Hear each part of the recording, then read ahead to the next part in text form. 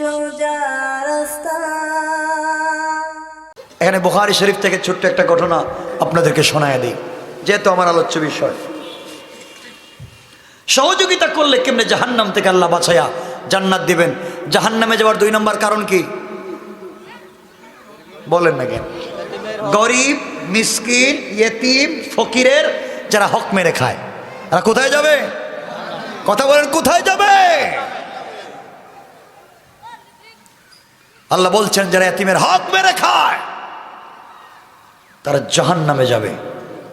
আমার বন্ধুগণ, একদিন রাসূল পাক সাল্লাল্লাহু আলাইহি ওয়াসাল্লাম মসজিদে আন-নববীতে বসে আছেন, বিশ্বনবী। আমার মুসলমান বন্ধুগণ, এমন সময় একটা ছোট্ট ছেলে ইয়েতিম আল্লাহর পয়গম্বরের সামনে এসে চোখের পানি ছেড়ে কান্না করে ডাক দিয়ে বলছে, আল্লাহর পয়গম্বর, আমি আপনার কাছে একটা বিষয়ের বিচার দিতে এসেছি। নবীজি বললেন, কি দিতে এসেছ? ইয়াতীম বলতে লাগলেন, ইয়া রাসূলুল্লাহ, আমার বাবা কিছুদিন আগে ইন্তেকাল করলেন। ইন্তেকাল করবার পরে আমার বাবা আমার জন্য একটা বাগান রেখে গিয়েছিলেন, ছোট্ট একটা খেজুরের বাগান।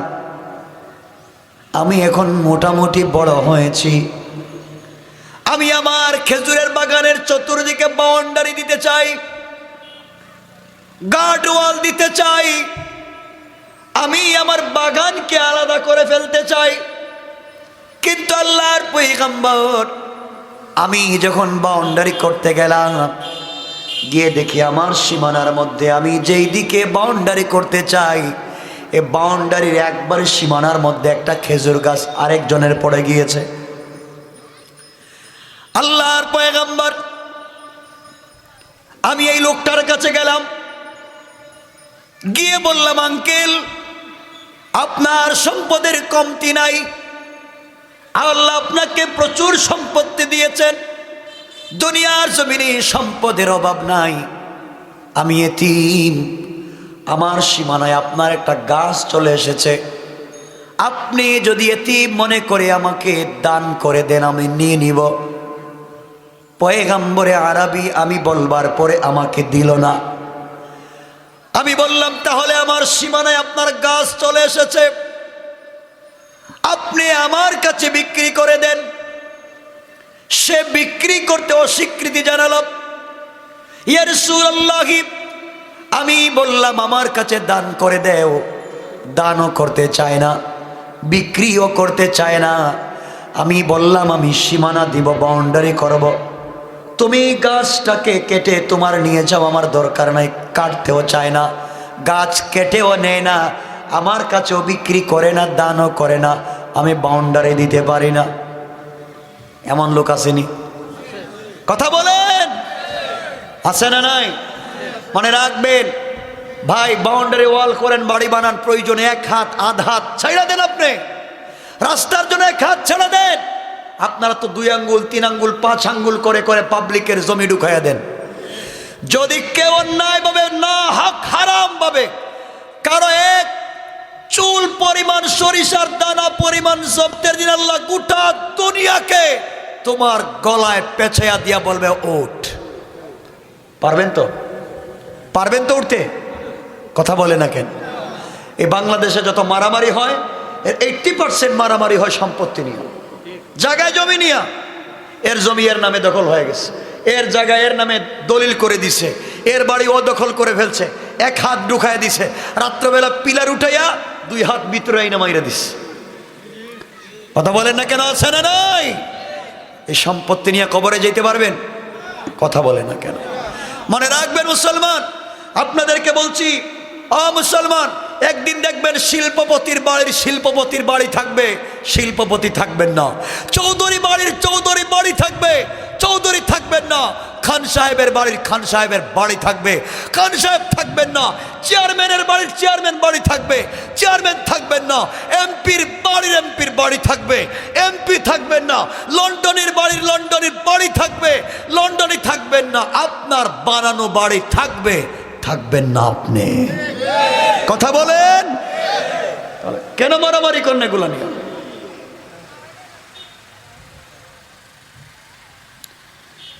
আমার মুসলমান বন্ধুগণ, বিশ্বনবী বললেন থামো, যুবক থামো, আমি লোকটাকে খবর দিয়ে আমার কাছে নিয়ে আসি। আল্লাহর পয়গম্বর সাহাবায়ে কেরামকে নিয়ে মসজিদে বসা। এমন সময় লোকটাকে খবর দিয়ে রাসূল পাকের কাছে পাঠানো হলো। আমার নবী ডাক দিয়ে বললেন, শোনো, এই এতিমের জায়গার ভিতরে, এতিমের সীমানার ভিতরে তোমার একটা গাছ চলে এসেছে, তুমি গাছটা বাচ্চাকে দান করে দাও। লোকটা বলতে লাগলো, আমি দান করতে পারবো না। বিশ্বনবী বললেন, এরপরও পারবে না? নবীজি বললেন, লোকটার কাছে বিক্রি করে দাও। বিক্রিও করব না। নবীজি এবার বললেন, কেটে নিয়ে যাও। কাটতেও চায় না। এবার নবীজি বললেন, তাও যদি করতে পারো না, আমি দিনের নবী, আখিরি জামানার পয়গম্বর, তোমাকে বলছি এই গাছটা তুমি আমাকে দান করে দাও। যুবক বলছে, আপনাকেও দান করব না। নবীজি বললেন, আমার কাছে বিক্রি করে দাও। বিক্রিও করবে না। নবীজিও ফেল, মোটামুটি তার কাছেও বিক্রি করবে না, কথা শুনবে না। এমন সময় একজন সাহাবী ওই জায়গায় বসা ছিলেন, শিল্পপতি সাহাবী, ধনী, যার নাম হচ্ছে হযরত আবু দাহদা রাদিয়াল্লাহু তাআলা আনহু। তিনি দাঁড়িয়ে গেলেন আর ডাক দিয়া বললেন, ভাই রে, তুমি বিক্রি করতে পারবে না? কয় না, আমি এই দামে বিক্রি করব না, আরো লাগবে। আমার নবীজি দাঁড়িয়ে বললেন, এই সাহাবীদের মধ্যে কি এমন কি কেউ আছো, আমার কর্মী, আমার সাথী, আমার বন্ধুদের মধ্যে এমন কি কেউ আছো যে এতিমের কাছে, এই লোকটার কাছ থেকে গাছটা বিক্রি কিনে ওরকে আল্লাহর ওয়াস্তে দান করে দিবেন? ওই যেই লোকটা বিক্রি করতে চায় না, তাকে বেশি টাকা দিয়ে কিনে, তার কাছ থেকে কিনে ইয়েতিমকে দান করবার মতো কি কোনো লোক আছেন? সাহাবীরা দাঁড়িয়ে বলেন, ইয়া রাসূলুল্লাহ, যদি ওর কাছ থেকে কিনে ওই গাছটা দান করে দেই কি লাভ? আমার নবী ডেকে ডেকে বললেন, যদি ওই লোকটার কাছ থেকে বেশি দামি গাছ কিনে এতিমকে দান করে দাও, আমি নবীজি কথা দিলাম, তার বিনিময়ে আল্লাহ তার জন্যে জান্নাতে একটা খেজুর গাছ লাগাইয়া দিবে। সুবহানাল্লাহ, পড়ে নামাজ করে সুবহান। যার জন্য জান্নাতে খেজুর গাছ লাগানো থাকবে, সে জাহান্নামে যাবে? কথা বলেন না কেন? এই কথাগুলো শুনবার পরে হযরত আবু দাহদা দাঁড়িয়ে গেলেন আর বললেন, কি চমৎকার কথা ইয়া রাসূলুল্লাহ, আপনার দুনিয়ায় মাত্র একটা গাছ কিনে যদি এতিমকে দান করি, এর বিনিময়ে জান্নাতে একটা গাছ পাবো। এর চাইতে সুন্দর বিজনেস তো আর হতে পারে না। দুনিয়ায় একটা গাছ কিনলে জান্নাতের গাছ পাওয়া যায়, এর চাইতে কি উত্তম কোনো বিজনেস আছে নাকি? আবু দাহদা দাঁড়িয়ে গেলেন আর এই লোকটার হাত ধরে বললেন, ভাই, তুমি আমাকে চিনো? কই চিনি, আপনি মদিনার শিল্পপতি।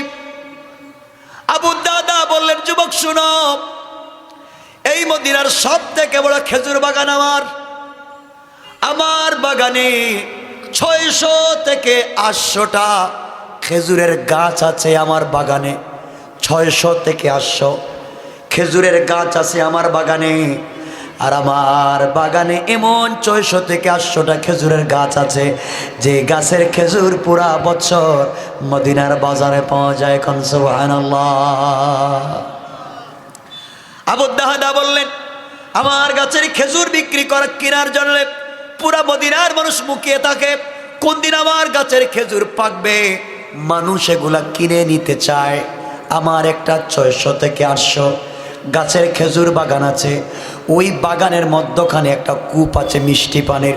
তুমি কি চিনো? লোকটা বলছে, চিনব না কেন, আপনার খেজুর বাগান চিনি। গোটা দুনিয়ায় সবাই আপনার খেজুর বাগান চিনে।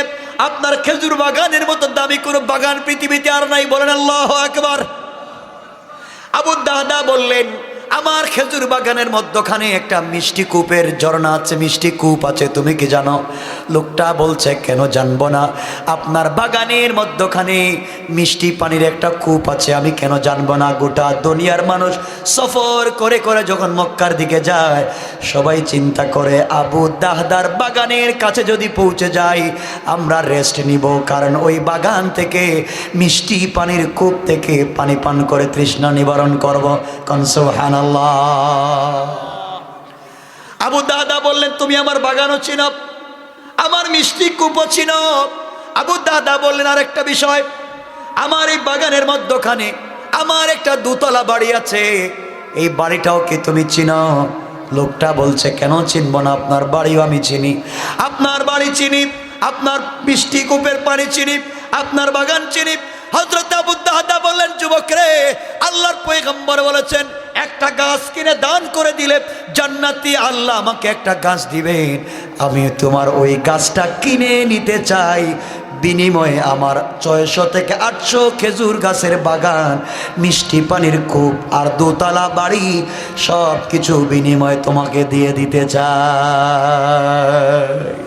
সুবহানাল্লাহ, ওয়াজ করে বলেন না সুবহান। আমি সব তোমাকে দিয়ে দিব, আমার বিশাল বাগান, বিশাল বাগান তোমাকে আমি দিয়ে দিব, আমার মিষ্টি পানির কূপ তোমাকে দিয়ে দিব, আমার দোতলা বাড়ি তোমাকে দিয়ে দিব, প্রয়োজনে তুমি আমার কাছে গাছটা বিক্রি করে দাও। আজান হচ্ছে, আমরা বুঝতেছি এখানেও আজান হবে, হবে না? এখানে নামাজ হবে, এজন্য আপনারা বসেন, আমি কয়েক মিনিট আলোচনার সময় যতটুকু দেওয়া আছে এর ভিতরেই সংক্ষেপ করব। বসেন, কষ্ট হচ্ছে না তো আপনাদের?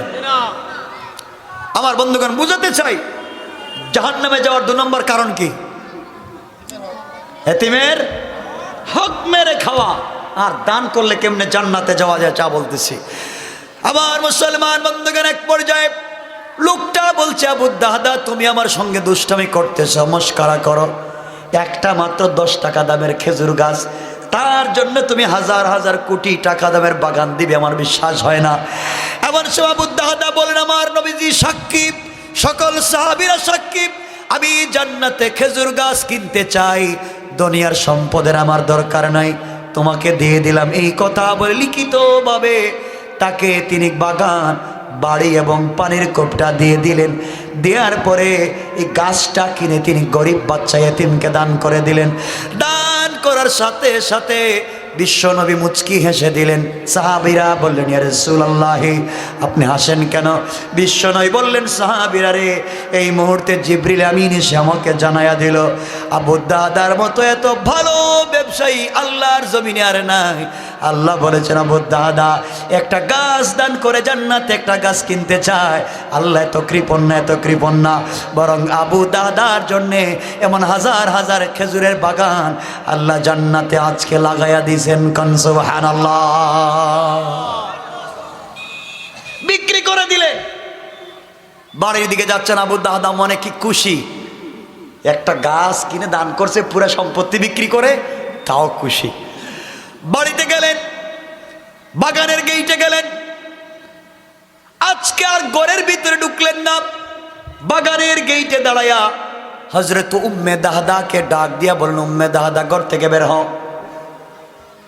আবু দাহদাকে স্ত্রী বলছেন স্বামীরে এভাবে তো কোনোদিন আপনি ডাকাডাকি করেন না, ঘরে আসেন, কি হয়েছে? আবু দাহদা তাকায়া দেখেন তার বাচ্চারা বাগানের মধ্যখানে মিষ্টি কূপের কাছে খেলাধুলা করে। বাচ্চাদেরকে বললেন বাবা খেলাধুলা বন্ধ করো। স্ত্রীকে বললেন স্ত্রী ঘর থেকে নেমে আসো, আমি ঘরে ঢুকবো না। স্ত্রী ঘর থেকে বের হয়ে আসলেন। আবু দাহদা মুচকি হেসে বলেন স্ত্রীরে, যেই দোতলা বাড়িতে তুমি থাকো, যেই মিষ্টি কূপের পানি তুমি পান করো, যেই বাগানের ভিতরে আমরা থাকি, এই বাগান বাড়ি এবং মিষ্টি কূপ সব আমি বিক্রি করে দিয়েছি, চলে আস। স্ত্রী বললেন স্বামী কোন কথা বলেন? এই পৃথিবীতে আপনার বাগান কিনবার মতো টাকা কার আছে?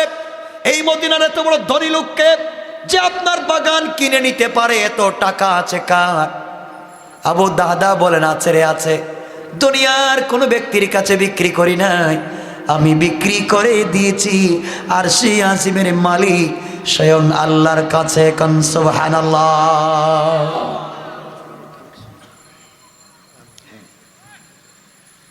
আমার বন্ধুগণ, সুতরাং আবু দাহদার স্ত্রী বললেন, স্বামী কি বলেন, কেমনে কি?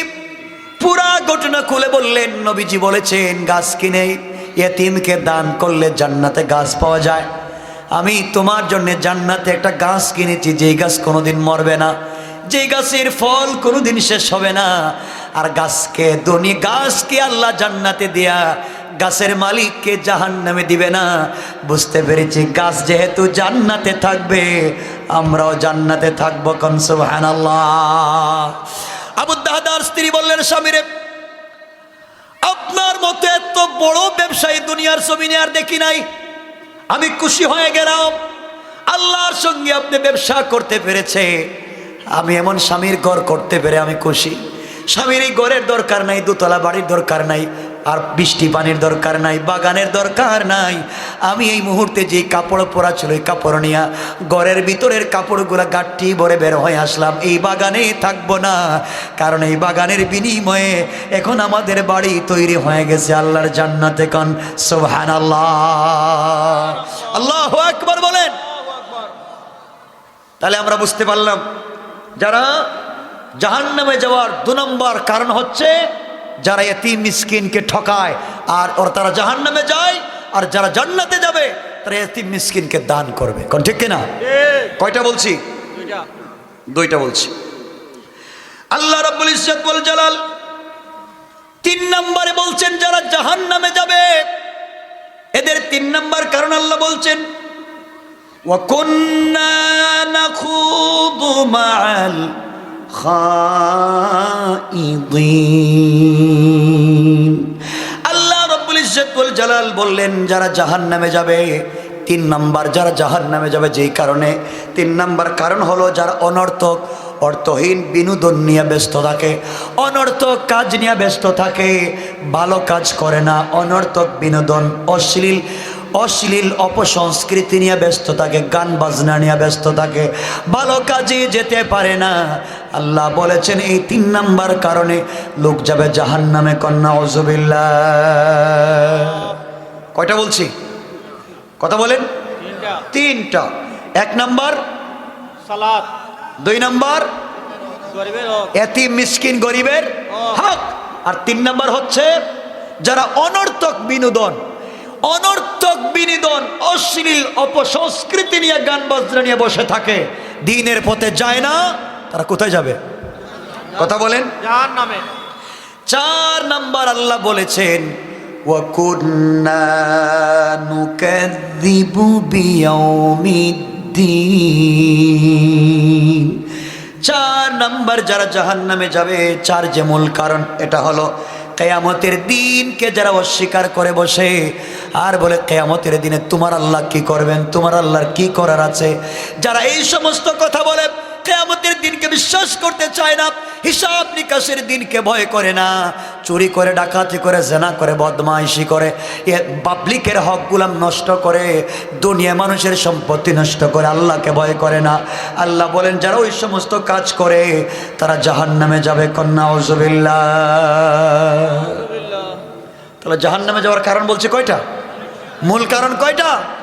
4টা। আমি লম্বা করবো না, যেহেতু কথা এখানে রেখে দেব, কয়েক মিনিট বসবেন আপনারা। জাহান্নামের কারণ বলছি কয়টা? কথা বলেন না। 4টা। তাহলে কয় কারণে আমরা জাহান্নামে যেতে পারি? মূল কারণ কয়টা? 4টা। এবার জাহান্নাম যেহেতু আরেকটা বলছে জান্নাত, তা আমি 2 মিনিটে আপনাদেরকে কথাটা বুঝাইয়া দিই, তাহলে একটা বিষয় বুঝতে পারবেন। 4 কারণে কোথায় যেতে হবে? মনে থাকবে তো ইনশাল্লাহ? কথা বলেন। 4 কারণে জান্নাত সহজ। 4টা মূলনীতি যদি ফলো করেন তাহলে আপনি জান্নাতে যাবেন। 1 নম্বর আল্লাহ বলেছেন যারা জান্নাতে যাবে, কাদ আফলাহাল মুমিনুন। আল্লাহ বলছেন তারাই তো সফল কাম যারা মুমিন, যারা ঈমান এনেছে। আল্লাহ বলেছেন তারা জান্নাতে যাবে। কোন সুবহানাল্লাহ। তাহলে জান্নাতে যেতে হলে 1 নম্বর কাজ কি? কথা বলেন না কেন? ঈমান আনা লাগবে। কি আনা লাগবে? কার উপরে? কার উপরে? আল্লাহর উপরে যদি ঈমান এনে থাকেন, আল্লাহকে যদি বিশ্বাস করেন, দিনকে পূর্ণাঙ্গ জীবন ব্যবস্থা হিসাবে মানেন, তাহলে সমাজে আর কারো আনুগত্য করা যাবে না। আনুগত্য করতে হবে কেবলমাত্র একমাত্র আল্লাহর। কথা বলেন, আনুগত্য করবো কার? আল্লাহ। তাহলে মুমিনরা সফল কাম। কয়টা বলছি? একটা। 2 নম্বরে আল্লাহ রাব্বুল ইজ্জত ওয়াল জালাল বলছেন, আল্লাযীনা হুম ফি সালাতিহিম খাশিউন। যারা জান্নাতের ভিতরে যাবে তার 2 নম্বর মূলনীতি হলো যারা সালাত কায়েম করতে পারে ভয়ের সাথে, খুশুর সাথে, যারা দুনিয়ার জমিনে সালাত কায়েম করবে, আল্লাহ বলেছেন ওরা ইন্তেকাল করতে দেরি হবে, আমি আল্লাহর কুদরতের হাত ধরে জান্নাতে যেতে দেরি হবে না। কান সুবহানাল্লাহ। কয়টা বলছি? দুইটা। 3 নম্বর আল্লাহ রাব্বুল ইজ্জত ওয়াল জালাল বলছেন, ওয়াল্লাযীনা হুম আনিল লাগবি মুরিদুন। আল্লাহ রাব্বুল ইজ্জত ওয়াল জালাল বলছে যারা অর্থহীন কর্মকাণ্ডে লিপ্ত হয় না, ভালো কাজে লিপ্ত হয়ে যায়, হারাম কাজ করে না, ইয়েতিমকে দান করে, বিধবাকে দেয়, মানুষকে সহযোগিতা করে, অশ্লীল কাজে যায় না, মসজিদে যায়, নামাজ পড়ে, দিনের কাজ করে, ইসলামী আন্দোলন করে, দিনের পথে চলে, আল্লাহ বলেছেন এই লোকটা ইন্তেকাল করতে দেরি হবে, আমি আল্লাহর হাত ধরে জান্নাতে যেতে দেরি হবে না। কান সুবহানাল্লাহ। এত সহজ জান্নাত না। আল্লাহ কোরআনে বলছেন, আম হাসিবতুম আন তাদখুলুল জান্নাহ, তোমরা কেমনে মনে করলে যে তোমরা এমনি এমনি জান্নাতে চলে যাবে? ওয়ালাম্মা ইয়াতিকুম মাসালুল লাযীনা খালাউ মিন ক্বাবলিকুম, অথচ তোমাদের আগে যারা গেছে এদেরকে পিটাইয়া মাইরা কলিজা বের করে লজ্জাস্থানে বর্ষা মেরে হাত পা কেটে এরপরে জান্নাতের সার্টিফিকেট দিয়েছি, আর তোমরা কুরমা পোলাও জিলাপি খাইয়ে জান্নাতে। কথা বলেন না কেন? এত সহজ নয়, এত সহজ জান্নাত নয়। এজন্য আমাকে আপনাকে জান্নাতে যেতে হলে রাসূল পাক জান্নাতের যেই পথ বলে দিয়েছেন, এই পথ ছাড়া জান্নাতে যাওয়ার কোনো পথ নাই। কথা বলেন না কেন? সবাই বলেন। আমরা জান্নাতে যেতে চাই। কোথায় যেতে চাই? আপনারাও চাননি? কথা কয় না কেন? সবাই চান। জান্নাতে যেতে হলে সুদ খাওয়া, সুদ খাওয়া যাবে, ঘুষ খাওয়া যাবে না, ফ্যান্সি ডিল যাবে না, ইয়াবা যাবে না, মদ যাবে না, জুয়া যাবে না, নামাজ পড়া যাবে না? না যাবে। নামাজ পড়তে হবে, সত্য কথা বলতে হবে, হালাল খেতে হবে, ইসলামী আন্দোলন করতে হবে। পারবেন তো ইনশাআল্লাহ? ইসলামী আন্দোলন করা লাগবে। ইসলামী আন্দোলন করলে রাস্তায় বাধা আসবে, বিপদ আসবে, ঝামেলা আসবে, কষ্ট আসবে, পিছনে চলে গেলে চলবে না। মনে রাখবেন আল্লাহ বলছেন তোমরা তাকবীর দিয়ে আমার নাম দিয়ে রাস্তায় নেমে পড়ো, তোমাদেরকে হেফাজতের দায়িত্ব আমি আল্লাহর। আল্লাহু আকবার বলেন। ভয় পেলে চলবে না। দ্বীনের পথে আমাকে আপনাকে চলা লাগবে। কষ্ট হচ্ছে আপনাদের? একটু হাত উঠাইয়া দেখান কার কার কষ্ট হচ্ছে। কষ্ট হচ্ছে? সামনে গেলে বুঝবেন কি বলতে চাই। দ্বীনের কাজ করা লাগবে। মনে রাখবা, যুবকদেরকে বলছি ভাই, নামাজ পড়তে গেলে তুমি কলেজে পড়ো, ইউনিভার্সিটিতে পড়ো, ইংলিশ মিডিয়ামে পড়ো, তুমি টাকনুর উপরে প্যান্ট পরলে তোমাকে তালেবান বলবে, তুমি ধৈর্য ধরো। তুমি পাঞ্জাবি পড়লে তোমাকে জঙ্গি বলবে, তুমি ধৈর্য ধরো। তুমি 5 ওয়াক্ত নামাজে গেলে তোমাকে আফগানি বলবে, তুমি ধৈর্য ধরো। তুমি কোরআন পড়লে তোমাকে পাকিস্তানি বলবে, তুমি ধৈর্য ধরো। আল্লাহ বলছেন ওয়াস্তাইনু বিস-সাবরি ওয়াস-সালাহ, ধৈর্য ধরো আর আমার পায়ে আমার কদমে সিজদা করো।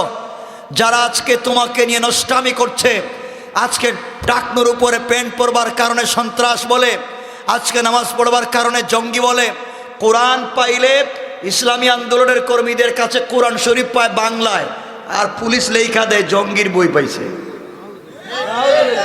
ওই সমস্ত যারা কাজ করে, মনে রাখবেন এই দিন দিন না, আরো দিন আছে। একদিন রাত্র হয়ে যাবে, সকাল উদিত হয়ে যাবে, সূর্য উঠে যাবে, ওই দিন তোমাদের পালাবারও সুযোগ থাকবে না। এজন্য ধৈর্য ধারণ করা লাগবে। পারবো তো ইনশাল্লাহ? সবাই বলেন ইনশাল্লাহ। আমাদেরকে ধৈর্য ধারণ করতে হবে, দিনের পথে চলা লাগবে, কষ্ট আসবে, কিন্তু কথা হচ্ছে এটার নাম কি? কুরআন। সবাই বলেন কুরআন। চিনেননি কিতাব? সত্য কথা কন, মানেননি? মিথ্যা কথা বলবেন না। এই কোরআন শরীফে আজকে আপনারা বানাইছেন বাচ্চাদেরকে মক্তবে পড়াবার বই। কোরআন শরীফ মক্তবে পড়ানো হয়। কোরআন শরীফকে বানাইছেন জানাজার জিয়ারত করবার বই। কোরআনকে বানিয়েছেন শবে বরাত আর শবে কদরে খতম পড়বার বই। কোরআনকে বানিয়েছেন কেউ মরে গেলে তার বাড়িতে 10 জন মিলে খতম পড়ে 300 টাকা করে পাওয়ার বই। কোরআন শরীফকে বানাইছেন তাবিজার কবজ দেওয়ার বই। কথা বলেন না কেন? এই জন্য কোরআন নাজিল হয়েছে? নাজিল হয় নাই। কোরআনে কারীমের 13 নম্বর পারা 14 নম্বর সূরা ইব্রাহিমের প্রথম আয়াতে আল্লাহ বলছেন আলিফ লাম রা কিতাবুন আনজালনাহু ইলাইকা লিতুখরিজান নাসা মিনাজ যুলুমাতি ইলান নূর। আল্লাহ বলছেন কোরআন একটা লাইট, কোরআন একটা ম্যাগনেট, কোরআন একটা বাস্তবিক চুম্বক। তোমরা সিস্টেমে অন্ধকারে লাগাইয়া দাও, অন্ধকার থাকবে না, আলোকিত হয়ে যাবে। কোন সুবহানাল্লাহ। কোরআন তো পড়তে পারেন না, কোরআন বুঝেন না। কোরআন যে বাস্তবিক লাইট, এটা কয়েক মিনিটে আপনাদেরকে বুঝাই আলোচনা সংক্ষেপ করব। আমার বন্ধুগণ, খলিফাতুল মুসলিমিন আমিরুল মুমিনিন ওমর ফারুক রাদিয়াল্লাহু তাআলা আনহুর ইসলাম গ্রহণের ঘটনা আপনারা জানেন, ওটা আমি বলছি না। আমি বোঝাতে চাই, ওমর তো এমন এক ব্যক্তির নাম যিনি ছিলেন মক্কার সবথেকে বড় সন্ত্রাসী, না ছিলেন না? ওমর এত বড় সন্ত্রাসী ছিলেন ইসলাম কবুলের আগে। তার কাছে মাথা কাটা এটা ছিল ডাল ভাত। টাকা দিবেন আর বলবেন মাথা সকালে লাগবে না বিকালে লাগবে, বললেই কাইটা মাথা দিয়ে দিবে। কথা বলেন না কেন? এটা নবীর মাথা না পাবলিকের মাথা তা জানতে চায় না। টাকা দিবেন তো মাথা কেটে দিবে। এমন এক ব্যক্তির নাম ওমর ইবনুল খাত্তাব। টাকার বিনিময়ে গিয়েছিলেন আমার নবীর মাথা কাটতে। কেটেছেন? কেটেছেন? কাটেন নাই। মাথা কাটতে গেলেন, ঘটনা আপনারা জানেন। এক পর্যায়ে বোনের বাসায় গেলেন, কোরআন তেলাওয়াত শুনলেন। ইন্নানি আনাল্লাহ, সূরা তাহা, লা ইলাহা ইল্লা আনা ফা'বুদনি ওয়া আকিমিস সালাতা লিযিকরি।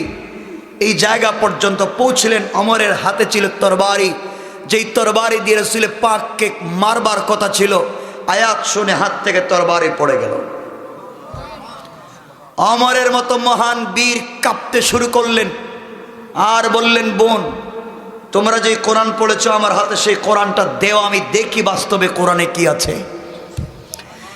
যেই কোরআনওয়ালাদেরকে পিটাবার জন্য গিয়েছিলেন তিনি বলছেন কোরআন দেও। বোন বলছে ফা ইন্নাকা নাজাসুন, আপনি নাপাক, আপনাকে দেওয়া যাবে না কোরআন, আপনি ওযু গোসল করে আসেন। আমার গোসল করে আসলেন, কোরআন দিলেন, পড়লেন তো চোখের পানি ছেড়ে দিলেন। যেই নবীজি রসুল পাকের মাথা কাটতে গিয়েছিলেন সেই ওমর নবীজির কাছে গেলেন, কিন্তু মাথা কাটলেন না, দাঁড়িয়ে থাকলেন। রসুল পাকের সামনে গিয়ে কাঁদলেন আর বললেন, ইয়া রাসূলুল্লাহ, আমি এতদিন বুঝি নাই, এখন কোরআন বুঝতে পেরেছি, আপনি আমাকে কালিমা পড়াইয়া মুসলমান বানাইয়া দেন। সুবহানাল্লাহ। কোরআন বুঝতে পেরেছিলেন। আজকে আমরা কোরআন বুঝি না, আজকে আমরা দিন বুঝি না। সবাই জান্নাতে যেতে চায়, কিন্তু জাহান্নামের কাজগুলাকে ছেড়ে দেই না। কথা বলেন।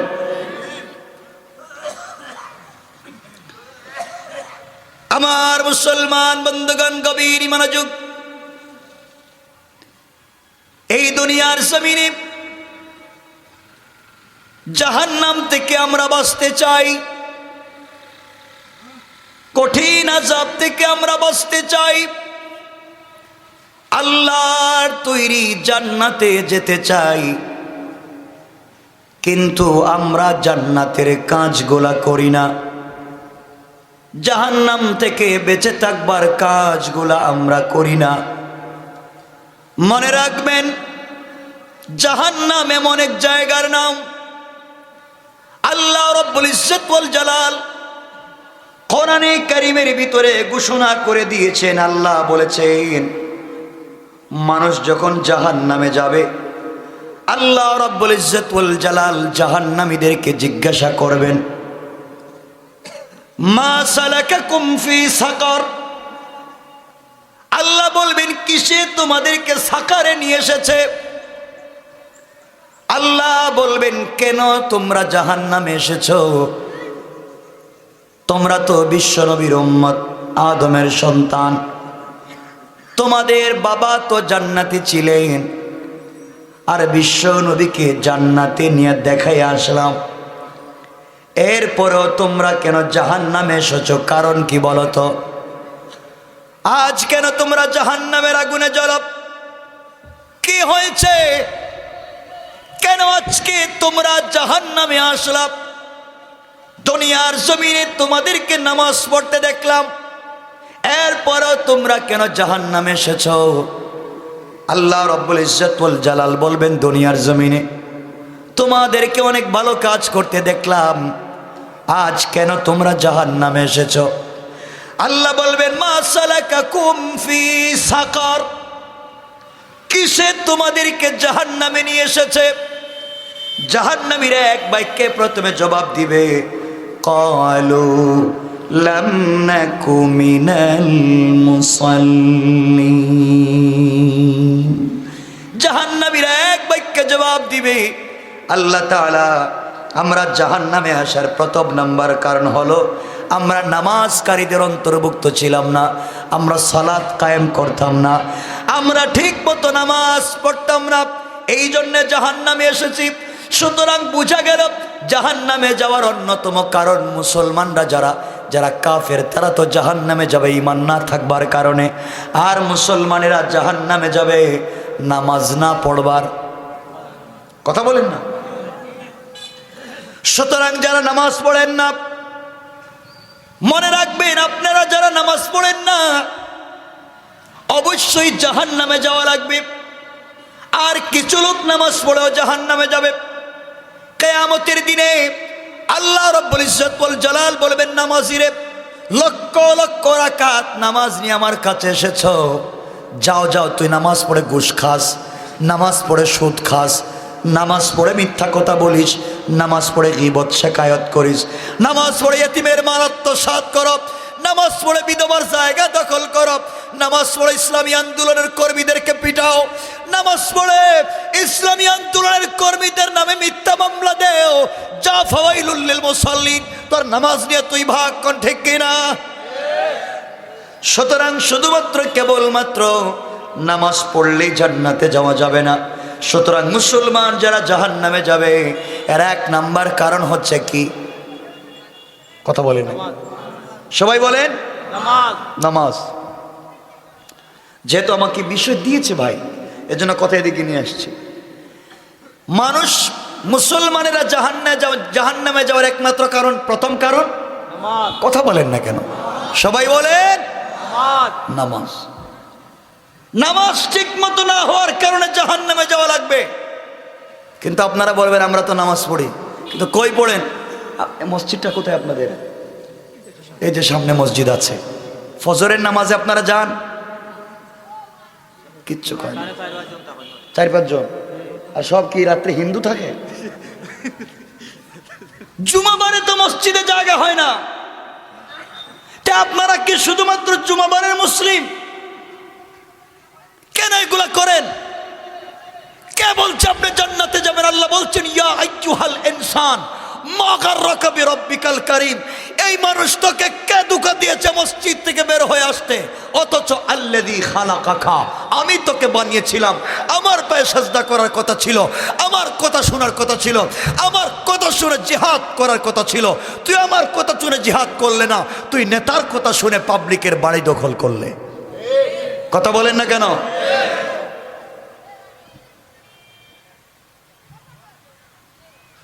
জাহান্নামে যাওয়া লাগবে নামাজ ছেড়ে দিলে। সুতরাং জাহান্নামে যাওয়ার মূল কারণ এক নাম্বার কি? সবাই বলেন নামাজ। পরিবারে নামাজ আছে তো ইনশাল্লাহ মানে শুরু করবেন, আছে আছে তো আলহামদুলিল্লাহ বলবেন। আলহামদুলিল্লাহ। নামাজ পড়েন। কেমনে নামাজ পড়াবেন? ঘরের ভিতরে তো দিন নেই, ঘরের ভিতরে আছে স্টার জলসা, জি বাংলা, জি সিনেমা, এগুলো মনে নাই, মোহাম্মদ করে নাই,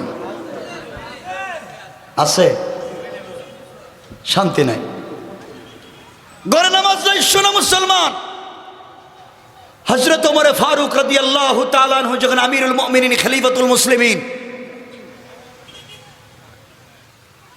হযরত ওমর ফারুক রাদিয়াল্লাহু তাআলা আনহু ফজরের নামাজরত অবস্থায় প্রথম রাকাত শেষ করেছেন, দ্বিতীয় রাকাতের ইমামতি করতেছেন, রুকুতে গিয়েছেন।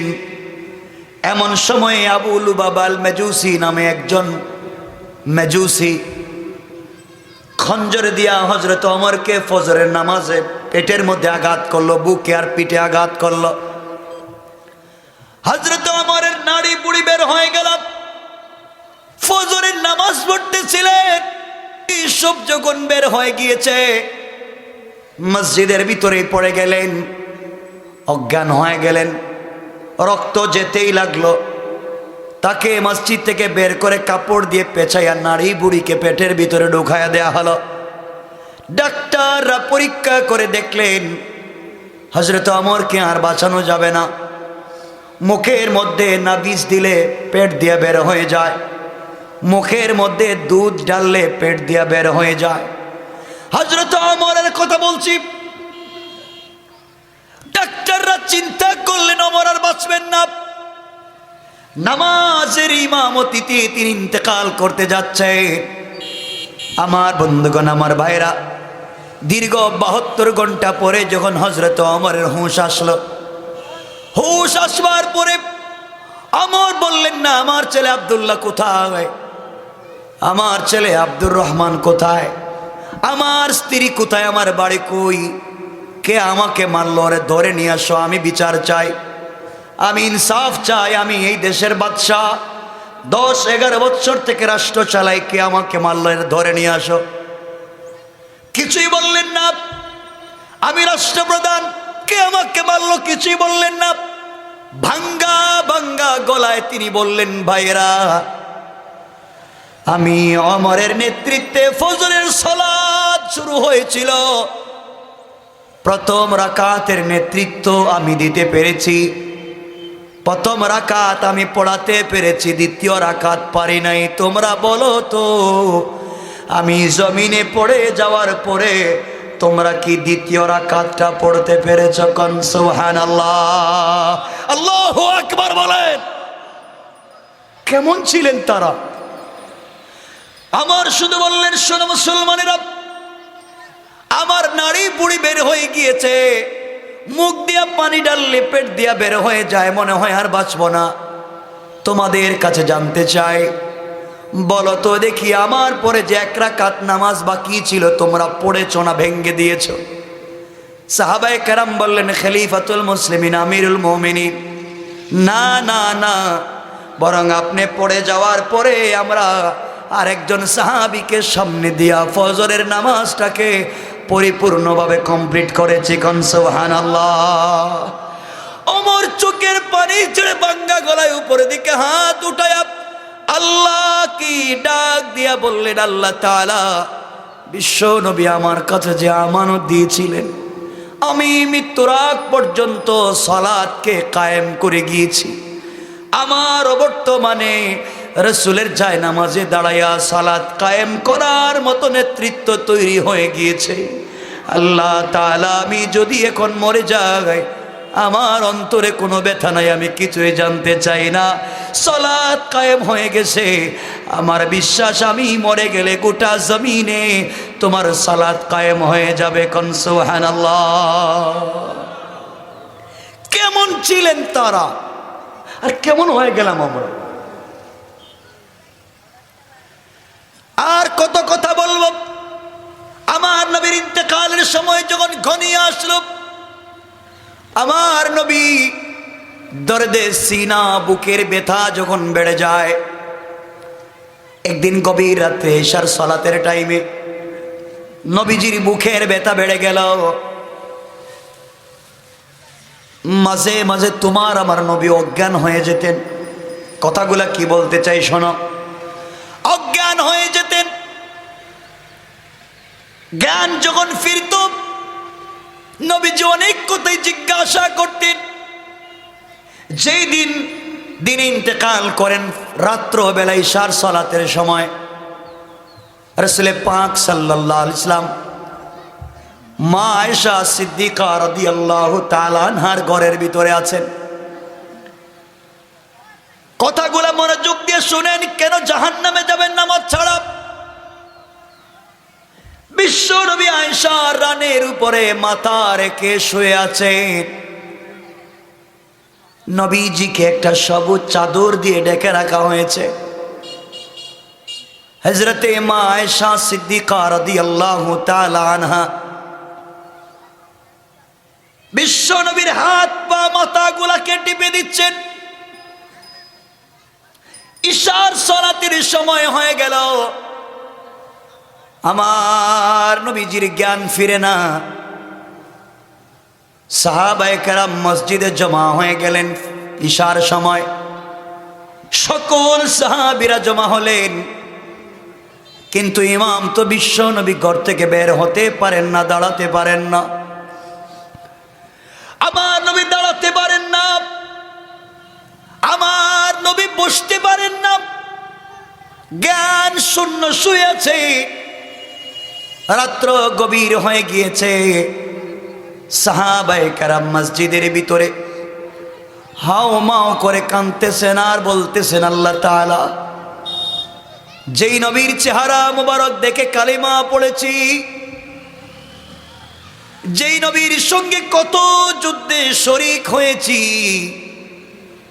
আল্লাহ তাআলা এমন একজন নবীকে আমরা পেয়েছিলাম যার চেহারা মুবারকের দিকে তাকায়া থাকলে মাসের পর মাস যদি আমরা না খেয়ে থাকি, বিশ্ব নবীর চেহারা মুবারকের দিকে তাকালে আমাদের পেটের খিদে গুলা নিবারণ হয়ে যায়। আয় আল্লাহ তাআলা, এমন একজন ইমাম আমরা পেয়েছিলাম। আজ বিশ্ব নবী ছাড়া ইশার সালাত আমরা কেমনে আদায় করি? রাত্র যখন গভীর হয়ে যায়, নবীজি উঠতে পারেন না, জ্ঞানও ফিরে না। সকল সাহাবীরা মিলে চিন্তা করলেন ইশার সালাত তো আদায় করা লাগবে। সকলে মিলে হযরতে আবু বকর সিদ্দিককে রাসূল পাকের জায়নামাজে দাঁড় করায়া বলেন, আপনি ইশার সালাত পড়ান। হযরতে আবু বকর সিদ্দিক দাঁড়িয়ে গেলেন। পুরা মসজিদে কান্নার রোল পড়ে গেল। সাহাবায়ে কেরাম চিন্তায় পড়ে গেলেন, দীর্ঘদিন পরে বিশ্বনবী ছাড়া আমরা নামাজ পড়ি, কেমনে সহ্য করা যায়? নবীজির পিছনে সালাত আদায় করতাম, মনে হতো নবীজি তেলাওয়াত করলে কোরআন নাজিল হচ্ছে। আজ সেই নবীকে ছাড়া কেমনে আমরা নামাজ আদায় করি? ইমামও কান্না করেন, মুসল্লিরাও কান্না করে, পুরা মসজিদের ভিতরে কান্না রোল পড়ে গিয়েছে। হঠাৎ করে রাসূল পাকের জ্ঞান ফিরল। জ্ঞান ফেরার পরে বিশ্বনবী আয়েশাকে একবার জিজ্ঞাসা করেন, না আয়েশা রে, তুমি বলো তো আমার মেয়ে ফাতেমা কেমন আছে? আমার নবী জিজ্ঞাসা করলেন না, বলো আয়েশা আমার হাসান হুসাইন কেমন আছে, আহলে বায়তের অন্যান্য সদস্যরা কেমন আছে?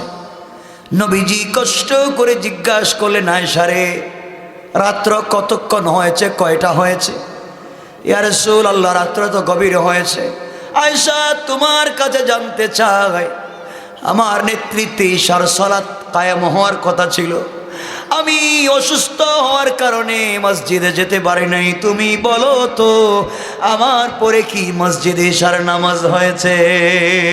আল্লাহু আকবার। শুধু নামাজ নামাজ, কেন বুঝেন না?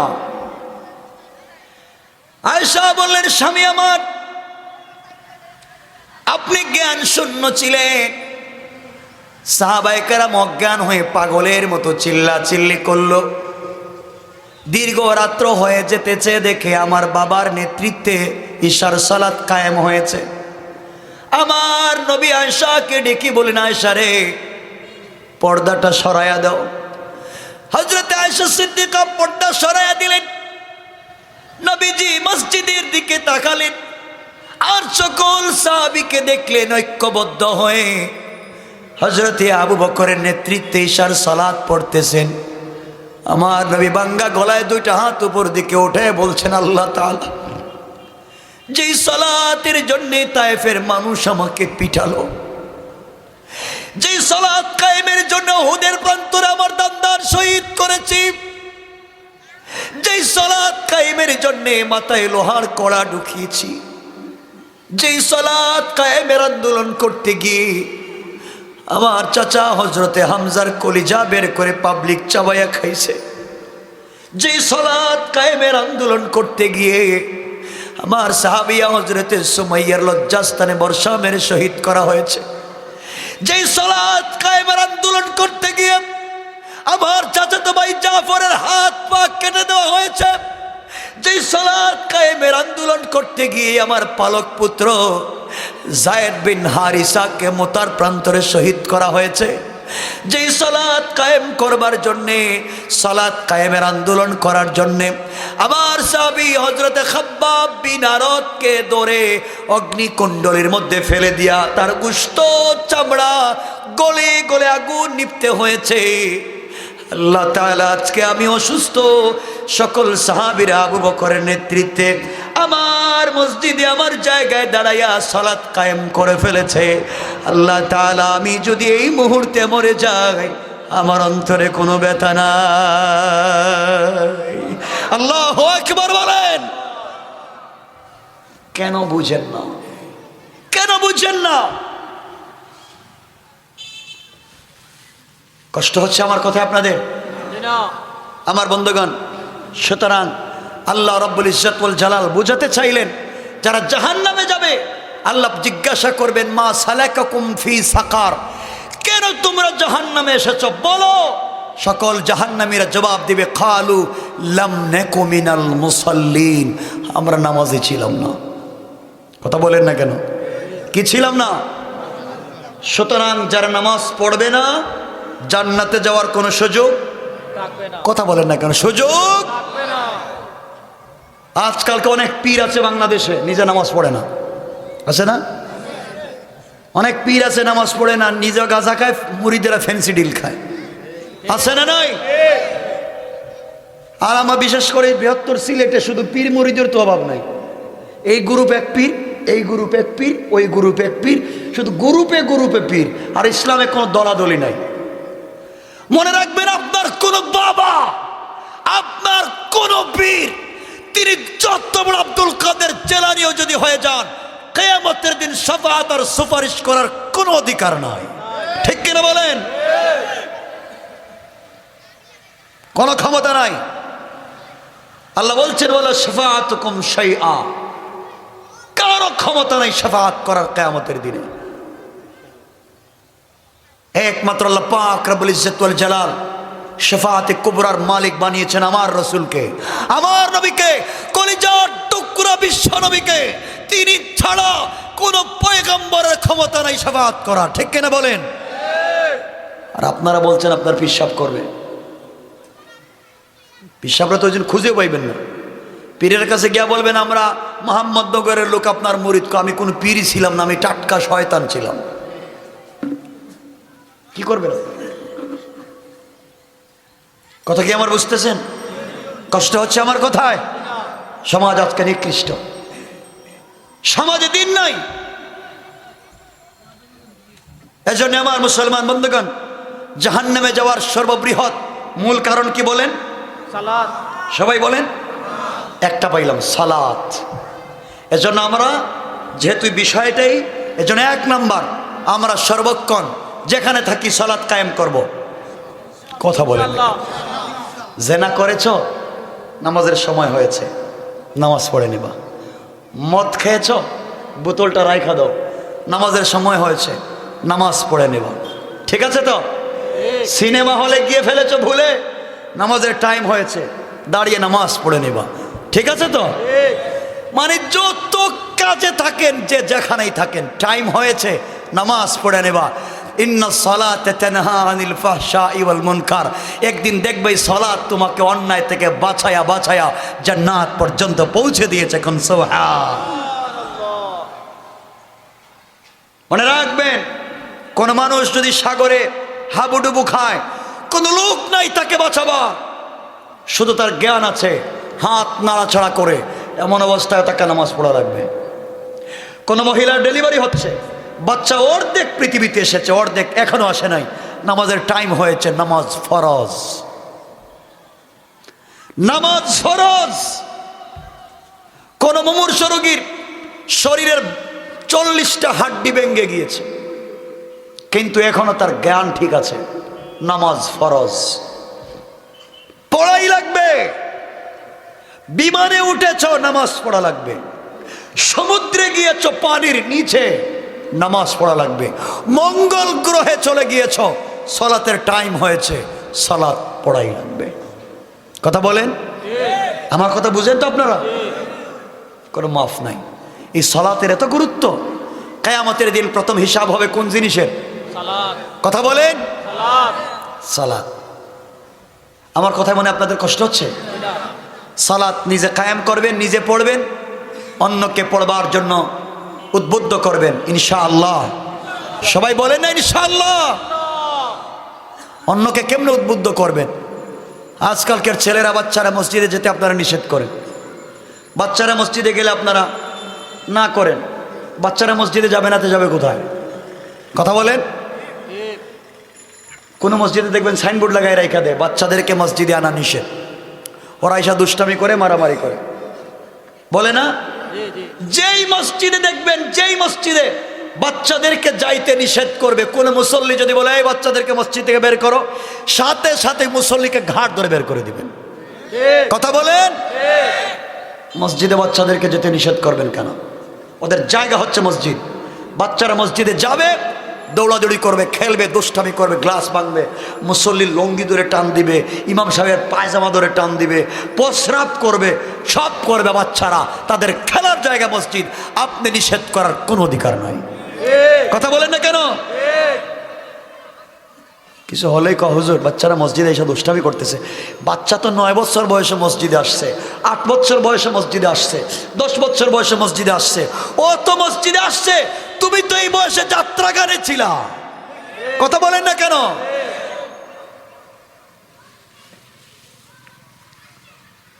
এই জন্যে আমরা ইনশাল্লাহ বলেন নামাজ পড়বো ইনশাল্লাহ। জাহান্নামে যাওয়ার 1 নম্বর কারণ কি?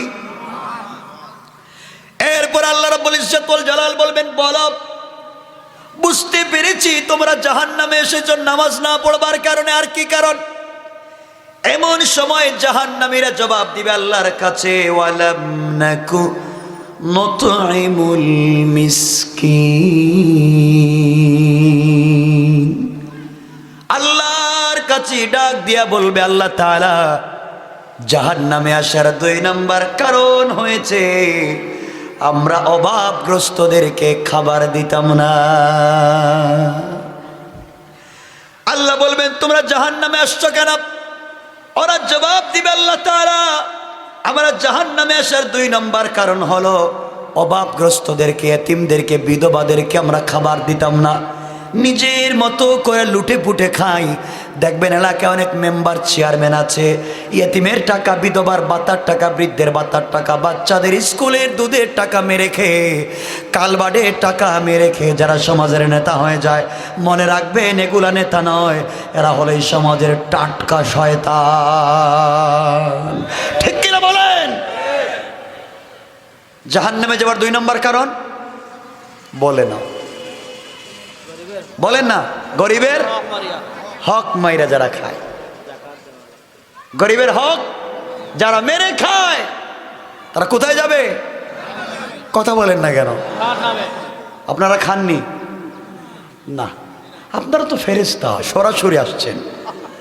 তাহলে এত শয়তানি 2 নম্বরে সমাজে করে কেনা?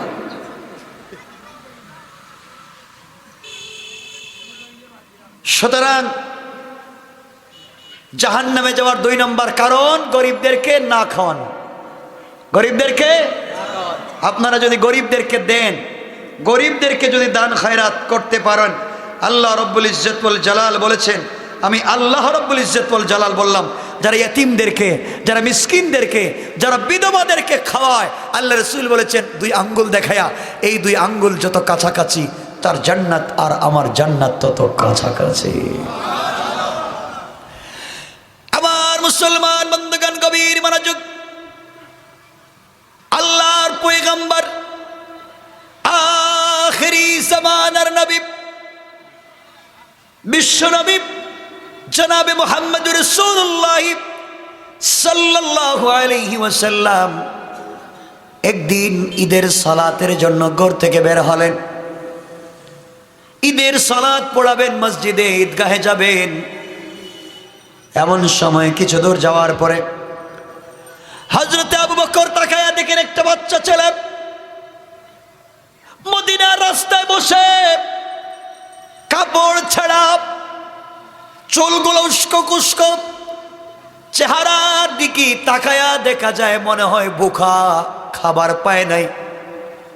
চিল্লায়া চিল্লায়া কাঁদতেছে। হযরত আবু বকর জিজ্ঞেস করলেন, বাচ্চা তুমি কান্না করো, কি হয়েছে? বাচ্চা শিশু জবাব দিচ্ছে, কে আপনাকে আমি চিনলাম না।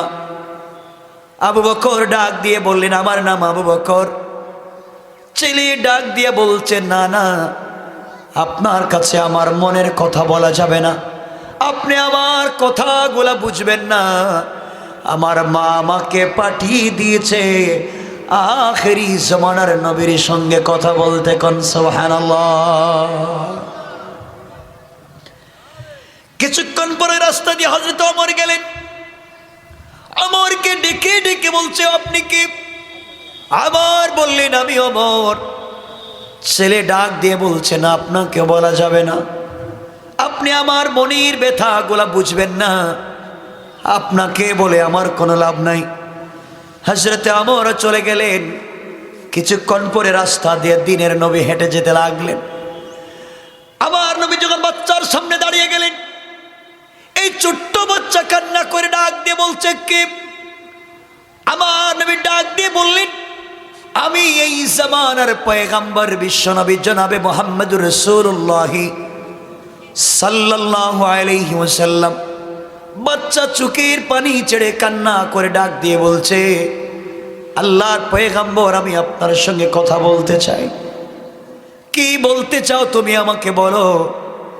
বাচ্চা ডেকে ডেকে বলছেন, ইয়া রাসূলুল্লাহ, ইয়া হাবিবাল্লাহ, দীর্ঘদিন হয়ে গেল আমার বাবা নাই, আমার আর কোনো ভাই নাই, আমার কোনো বোন নাই। আমার মা মানুষের বাড়িতে কাজ করে করে আমাকে খাওয়াইয়া বড় করছে। 3-4 দিন হয়ে গিয়েছে মা মানুষের বাড়িতে কোনো কাজ পায় নাই। আজকে ঈদের দিনে আমি বের হয়েছি, মা রাত্রবেলা আমাকে বলে দিয়েছেন, বাবারে, আমি মায়ের কাছে বলেছি, আম্মা জান, আজকে ঈদের দিনে আমাদের কপালে কে কোনো খাবার নাই, আমার জন্য কি কেউ নতুন জামা কিনে দিতে পারবে না? মা, বাবা যদি বেঁচে থাকতে হাজার কষ্টের মধ্যে হলেও আমার জন্য কিছু করত। আজ এই দুনিয়ার জমিনে আবার বাবা নাই। যেই বাবা সন্তানের জন্য মাথার গাম পায়ে ফেলে সারাদিন কষ্ট করে ইনকাম করে নিজে না খেয়ে বাচ্চাদেরকে খাওয়াইয়া বড় বানায়, সন্তান বড় হয়ে সেই বাপকে ভুলে যায়। আমার বন্ধুগণ, বাচ্চা ডেকে ডেকে বলছে, পয়গম্বরে আরবি। মায়ের কাছে যখন বললাম, মা তখন কান্না করে বলছেন, তোমাকে দেওয়ার মতো কিছু নাই। ঈদের দিন সকালবেলা মদিনার ঈদগাহের রাস্তায় বসে যাও। এই রাস্তা দিয়ে যদি দ্বীনের নবী, ইয়েতিম নবী, বিশ্ব নবী হেঁটে যায়, কেউ যদি তোমার মনের ব্যথা গোলা না বুঝে, বিশ্ব নবীও এতিম, তুমিও এতিম। তিনি তোমার কথাগুলা বুঝবেন, তাকে তুমি বুঝাইয়া বলবে। আমার মুসলমান বন্ধুগণ, বাচ্চা ডাক দিয়ে বলছে, ইয়া রাসূলুল্লাহ, ইয়া হাবিবাল্লাহ, আল্লাহর পয়গম্বর, আমার কেউ নাই, ঈদের দিনে বসেছি 3 দিনের না খাওয়া, বলেন তো আপনি আমাকে কোনো সহযোগিতা করতে পারবেন কিনা? নবীজি কেমন দরদি নবী, তিনি বসে পড়লেন। এই মাটিতে লাগানো উস্কো খুস্কো চেহারা, ছেঁড়া পড়া কাপড়, বাচ্চাটাকে টান দিয়ে নিজের বুকের সঙ্গে জড়াইয়া নিলেন। কান সুবহানাল্লাহ। আর ডাক দিয়ে বললেন, বাবা তুমি বলো তো দেখি, আজ থেকে আমি যদি তোমার বাবা হয়ে যাই, আর আয়েশা যদি তোমার মা হয়ে যায়, বলো তো তোমার মনের ব্যথা কি দূর হবে?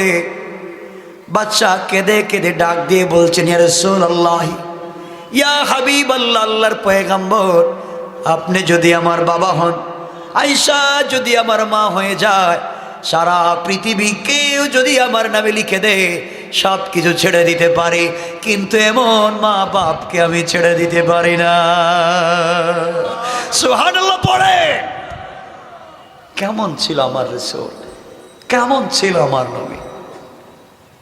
আজ সেই আদর্শ কোথায়, আর আমরা কোথায়? এজন্য আমার ভাইরা, এই দুনিয়ার জমিনে আমরা সহযোগিতা করা লাগবে। গরিবদেরকে যদি সহযোগিতা করি, জান্নাত দিবেন কে? আল্লাহ। সবাই বললেন না? আল্লাহ। বিশ্বাস হয়? কথা বলেন না? এখানে বুখারী শরীফ থেকে ছোট্ট একটা ঘটনা আপনাদেরকে শোনায় দিই, যেহেতু আমার আলোচ্য বিষয়। সহযোগিতা করলে কেমনে জাহান্নাম থেকে আল্লাহ বাঁচায়া জান্নাত দিবেন? জাহান্নামে যাওয়ার 2 নম্বর কারণ কি বলেন না কেন? গরিব, মিসকিন, ইয়েতিম, ফকিরের যারা হক মেরে খায়, তারা কোথায় যাবে? কথা বলেন, কোথায় যাবে? আল্লাহ বলছেন, যারা ইয়েতিমের হক মেরে খায় তারা জাহান্নামে যাবে। আমার বন্ধুগণ, একদিন রাসূল পাক সাল্লাল্লাহু আলাইহি ওয়াসাল্লাম মসজিদে আন-নববীতে বসে আছেন, বিশ্বনবী। আমার মুসলমান বন্ধুগণ, এমন সময় একটা ছোট্ট ছেলে ইয়েতিম, আল্লাহর পয়গম্বরের সামনে এসে চোখের পানি ছেড়ে কান্না করে ডাক দিয়ে বলছে, আল্লাহর পয়গম্বর, আমি আপনার কাছে একটা বিষয়ের বিচার দিতে এসেছি। নবীজি বললেন, কি দিতে এসেছ? ইয়েতিম বলতে লাগলেন, ইয়া রাসূলুল্লাহ, আমার বাবা কিছুদিন আগে ইন্তেকাল করলেন। ইন্তেকাল করবার পরে আমার বাবা আমার জন্য একটা বাগান রেখে গিয়েছিলেন, ছোট্ট একটা খেজুরের বাগান। আমি এখন মোটামুটি বড় হয়েছি, আমি আমার খেজুরের বাগানের চতুর্দিকে বাউন্ডারি দিতে চাই, গার্ড ওয়াল দিতে চাই, আমি আমার বাগানকে আলাদা করে ফেলতে চাই। কিন্তু আল্লাহর পয়গম্বর, আমি যখন বাউন্ডারি করতে গেলাম, গিয়ে দেখি আমার সীমানার মধ্যে আমি যেই দিকে বাউন্ডারি করতে চাই, এই বাউন্ডারির একবার সীমানার মধ্যে একটা খেজুর গাছ আরেকজনের পড়ে গিয়েছে। আল্লাহর পয়গম্বর,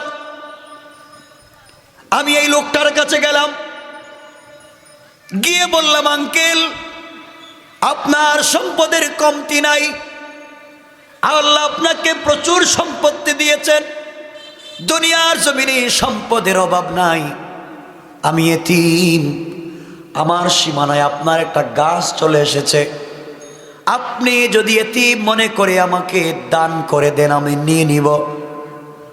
পয়গম্বরে আরবি আমি বলবার পরে আমাকে দিল না। আমি বললাম, তাহলে আমার সীমানায় আপনার গাছ চলে এসেছে, আপনি আমার কাছে বিক্রি করে দেন। সে বিক্রি করতে অস্বীকৃতি জানালো। ইয়া রাসূলুল্লাহ, আমি বললাম আমার কাছে দান করে দেও, দানও করতে চায় না। বিক্রিও করতে চায় না। আমি বললাম আমি সীমানা দিব, বাউন্ডারি করব। তুমি গাছটাকে কেটে তোমার নিয়ে যাও, আমার দরকার নাই। কাটতেও চায় না, গাছ কেটেও নেয় না, আমার কাছেও বিক্রি করে না, দানও করে না। আমি বাউন্ডারি দিতে পারি না। এমন লোক আসেনি? কথা বলেন, আছে না নাই? মনে রাখবেন ভাই, বাউন্ডারি ওয়াল করেন, বাড়ি বানান, প্রয়োজনে 1 হাত 1/2 হাত ছেড়ে দেন। আপনি রাস্তার জন্য 1 হাত ছেড়ে দেন। আপনারা তো 2 আঙ্গুল 3 আঙ্গুল 5 আঙ্গুল করে করে পাবলিকের জমি ঢুকাইয়া দেন। যদি কেউ অন্যায় ভাবে, না হক হারাম ভাবে কারো 1 চুল পরিমাণ সরিষার দানা পরিমাণ জব্দের দিন আল্লাহ গোটা দুনিয়াকে তোমার গলায় পেঁচাইয়া দিয়া বলবে ওঠ। পারবেন তো? পারবেন তো উঠতে? কথা বলে না কেন? এই বাংলাদেশে যত মারামারি হয় এর 80% মারামারি হয় সম্পত্তি নিয়ে, জায়গায় জমি নিয়ে। এর জমি এর নামে দখল হয়ে গেছে, এর জায়গা এর নামে দলিল করে দিছে, এর বাড়ি ও দখল করে ফেলছে, 1 হাত ঢুকায় দিছে, রাত্রবেলা পিলার উঠাইয়া 2 হাত ভিতরে আইনা মাইরা দিছে।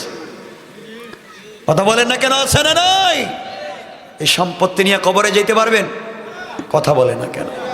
মনে রাখবেন মুসলমান, আপনাদেরকে বলছি, মুসলমান, একদিন দেখবেন শিল্পপতির বাড়ি থাকবে, শিল্পপতি থাকবেন না।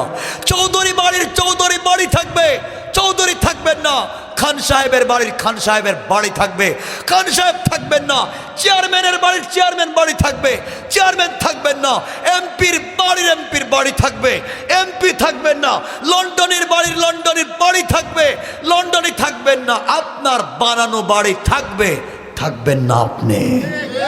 কথা বলেন, কেন মারামারি করেন এগুলো নিয়ে?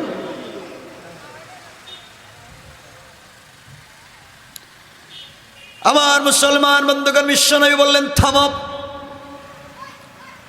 যুবক থামো, আমি লোকটাকে খবর দিয়ে আমার কাছে নিয়ে আসি। আল্লাহর পয়গম্বর সাহাবায়ে কেরামকে নিয়ে মসজিদে বসা। এমন সময় লোকটাকে খবর দিয়ে রাসূল পাকের কাছে পাঠানো হলো।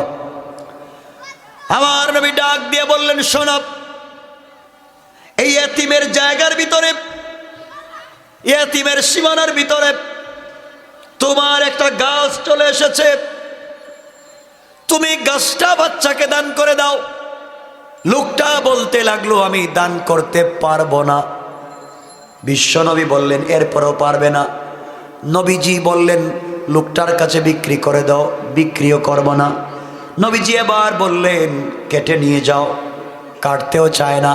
এবার নবীজি বললেন, তাও যদি করতে পারো না, আমি দিনের নবী, আখিরি জামানার পয়গম্বর, তোমাকে বলছি এই গাছটা তুমি আমাকে দান করে দাও।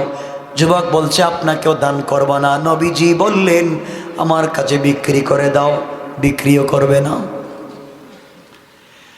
নবীজিও ফেল, মোটামুটি তার কাছেও বিক্রি করবে না, কথা শুনবে না। এমন সময় একজন সাহাবী ওই জায়গায় বসা ছিলেন, শিল্পপতি সাহাবী, ধনী, যার নাম হচ্ছে হযরত আবু দাহদা রাদিয়াল্লাহু তাআলা আনহু। তিনি দাঁড়িয়ে গেলেন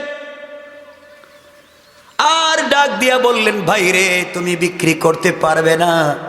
কয় না, আমি এই দামে বিক্রি করব না, আরো লাগবে। আমার নবীজি দাঁড়িয়ে বললেন, এই সাহাবীদের মধ্যে কি এমন কি কেউ আছো, আমার কর্মী, আমার সাথী, আমার বন্ধুদের মধ্যে এমন কি কেউ আছো যে ইতিমের কাছে, এই লোকটার কাছ থেকে গাছটা বিক্রি কিনে ওরকে আল্লাহর ওয়াস্তে দান করে দিবেন? ওই যেই লোকটা বিক্রি করতে চায় না, তাকে বেশি টাকা দিয়ে কিনে, তার কাছ থেকে কিনে ইতিমকে দান করবার মতো কি কোনো লোক আছেন? সাহাবীরা দাঁড়িয়ে বলেন, ইয়া রাসূলুল্লাহ, যদি ওর কাছ থেকে কিনে ওই গাছটা দান করে দেই কি লাভ? আমার নবী ডেকে ডেকে বললেন, যদি ওই লোকটার কাছ থেকে বেশি দামি গাছ কিনে ইতিমকে দান করে দাও, আমি নবীজি কথা দিলাম, তার বিনিময়ে আল্লাহ তার জন্যে জান্নাতে একটা খেজুর গাছ লাগাইয়া দিবে। সুবহানাল্লাহ, পড়ে নামাজ করে সুবহান। যার জন্য জান্নাতে খেজুর গাছ লাগানো থাকবে, সে জাহান্নামে যাবে? কথা বলেন না কেন? এই কথাগুলো শুনবার পরে হযরত আবু দাহদা দাঁড়িয়ে গেলেন। আর বললেন কি চমৎকার কথা ইয়া রাসূলুল্লাহ, আপনার দুনিয়ায় মাত্র একটা গাছ কিনে যদি এতিমকে দান করি এর বিনিময়ে জান্নাতে একটা গাছ পাবো, এর চাইতে সুন্দর বিজনেস তো আর হতে পারে না। দুনিয়ায় একটা গাছ কিনলে জান্নাতের গাছ পাওয়া যায়, এর চাইতে কি উত্তম কোনো বিজনেস আছে নাকি? আবু দাদা দাঁড়িয়ে গেলেন আর এই লোকটার হাত ধরে বললেন, ভাই তুমি আমাকে চিনো? কই চিনি, আপনি মদিনার শিল্পপতি। আবু দাদা বললেন, যুবক শুনো, এই মদিনার সব থেকে বড় খেজুর বাগান আমার বাগানে 600 থেকে 800টা খেজুরের গাছ আছে। আমার বাগানে 600 থেকে 800 খেজুরের গাছ আছে আমার বাগানে। আর আমার বাগানে এমন 600 থেকে 800টা খেজুরের গাছ আছে যে গাছের খেজুর পুরা বছর মদিনার বাজারে পাওয়া যায়। কোন সুবহানাল্লাহ। আবু দাহদা বললেন, আমার গাছের খেজুর বিক্রি করা কেনার জন্য পুরা মদিনার মানুষ মুখিয়ে থাকে, কোন দিন আমার গাছের খেজুর পাকবে। মানুষ এগুলা কিনে নিতে চায়। আমার একটা 600 থেকে 800 গাছের খেজুর বাগান আছে। ওই বাগানের মধ্যখানে একটা কূপ আছে মিষ্টি পানির। তুমি কি চিনো? লোকটা বলছে, চিনব না কেন, আপনার খেজুর বাগান চিনি। গোটা দুনিয়ায় সবাই আপনার খেজুর বাগান চিনে। আপনার খেজুর বাগানের মতো দামি কোনো বাগান পৃথিবীতে আর নাই। বলেন আল্লাহু আকবার। আবু দাহদা বললেন, আমার খেজুর বাগানের মধ্যখানে একটা মিষ্টি কূপের ঝর্ণা আছে, মিষ্টি কূপ আছে। তুমি কি জানো? লোকটা বলছে, কেন জানবো না, আপনার বাগানের মধ্যখানে মিষ্টি পানির একটা কূপ আছে, আমি কেন জানবো না। গোটা দুনিয়ার মানুষ সফর করে করে যখন মক্কার দিকে যায় সবাই চিন্তা করে আবু দাহদার বাগানের কাছে যদি পৌঁছে যাই আমরা রেস্ট নিব, কারণ ওই বাগান থেকে মিষ্টি পানির কূপ থেকে পানি পান করে তৃষ্ণা নিবারণ করব। কোন সুবহানাল্লাহ। আবু দাদা বললেন, তুমি আমার বাগানও চিনো, আমার মিষ্টি কূপও চিনো। আবু দাদা বললেন, আরেকটা বিষয়, আমার এই বাগানের মধ্যখানে আমার একটা 2 তলা বাড়ি আছে, এই বাড়িটাও কি তুমি চিনো? লোকটা বলছে, কেন চিনব না, আপনার বাড়িও আমি চিনি। আপনার বাড়ি চিনি, আপনার মিষ্টি কূপের পানি চিনি, আপনার বাগান চিনি। হযরত আবু দাহদা বললেন, যুবক রে, আল্লাহর পয়গম্বর বলেছেন একটা গাছ কিনে দান করে দিলে জান্নাতি আল্লাহ আমাকে একটা গাছ দিবেন। আমি তোমার ওই গাছটা কিনে নিতে চাই, বিনিময়ে আমার 600 থেকে 800 খেজুর গাছের বাগান, মিষ্টি পানির কূপ আর 2 তলা বাড়ি সব কিছু বিনিময়ে তোমাকে দিয়ে দিতে চাই। সুবহানাল্লাহ। আওয়াজ করে বলেন না সুবহান। আমি সব তোমাকে দিয়ে দিব। আমার বিশাল বাগান, বিশাল বাগান তোমাকে আমি দিয়ে দিব। আমার মিষ্টি পানির কূপ তোমাকে দিয়ে দিব। আমার 2 তলা বাড়ি তোমাকে দিয়ে দিব। প্রয়োজনে তুমি আমার কাছে গাছটা বিক্রি করে দাও। আজান হচ্ছে, আমরা বুঝতেছি, এখানেও আজান হবে না? এখানে নামাজ হবে, এজন্য আপনারা বসেন। আমি কয়েক মিনিট আলোচনার সময় যতটুকু দেওয়া আছে এর ভিতরেই সংক্ষেপ করব। বসেন, কষ্ট হচ্ছে না তো আপনাদের? আমার বন্ধুগণ, বুঝাতে চাই জাহান্নামে যাওয়ার 2 নম্বর কারণ কি? এতিমের হক মেরে খাওয়া। আর দান করলে কেমনে জান্নাতে যাওয়া যায় চা বলতেছি। আমার মুসলমান বন্ধুগণ, এক পর্যায়ে লোকটা বলছে, আবু দাহদা তুমি আমার সঙ্গে দুষ্টামি করতেছ, মস্করা করো। একটা মাত্র 10 টাকা দামের খেজুর গাছ, তার জন্য তুমি হাজার হাজার কোটি টাকা দামের বাগান দিবে, আমার বিশ্বাস হয় না। এমন সময় আবু দাহদা বলেন, আমার নবীজি সাক্ষী, সকল সাহাবীরা সাক্ষী, আমি জান্নাতে খেজুর গাছ কিনতে চাই, দুনিয়ার সম্পদের আমার দরকার নাই, তোমাকে দিয়ে দিলাম। এই কথা বলে লিখিতভাবে তাকে তিনি বাগান, বাড়ি এবং পানির কূপটা দিয়ে দিলেন। দেওয়ার পরে এই গাছটা কিনে তিনি গরিব বাচ্চা এতিমকে দান করে দিলেন। দান করার সাথে সাথে বিশ্বনবী মুচকি হেসে দিলেন। সাহাবীরা বললেন, ইয়া রাসূলুল্লাহ, আপনি হাসেন কেন?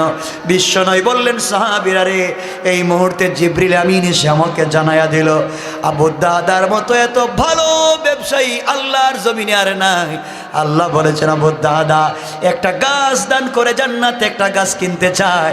আল্লাহ এত কৃপণ না, বরং আবু দাদার জন্যে এমন হাজার হাজার খেজুরের বাগান আল্লাহ জান্নাতে আজকে লাগাইয়া দিয়েছেন। কান সুবহানাল্লাহ।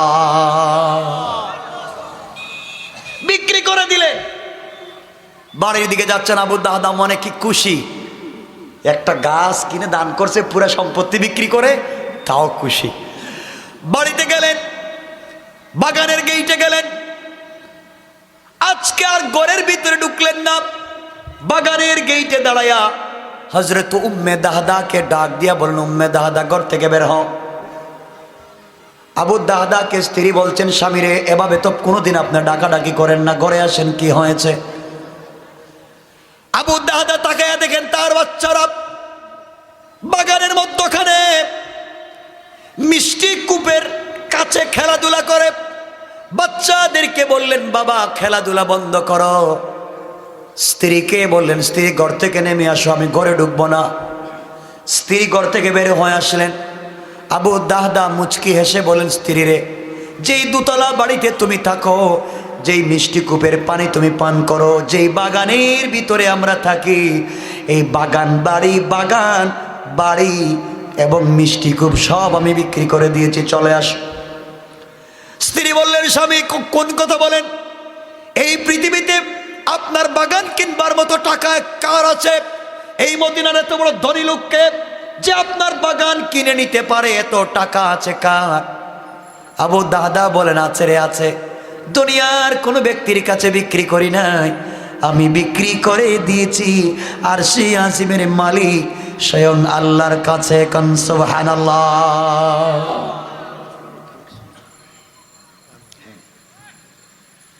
আমার বন্ধুগণ, সুতরাং আবু দাহদার স্ত্রী বললেন, স্বামী কি বলেন, কেমনে কি? পুরা ঘটনা খুলে বললেন, নবীজি বলেছেন গাছ কিনে ইয়েতিমকে দান করলে জান্নাতে গাছ পাওয়া যায়। আমি তোমার জন্য জান্নাতে একটা গাছ কিনেছি, যেই গাছ কোনোদিন মরবে না, যেই গাছের ফল কোনোদিন শেষ হবে না। আর গাছকে আল্লাহ জান্নাতে দেয়া গাছের মালিককে জাহান্নামে দিবে না।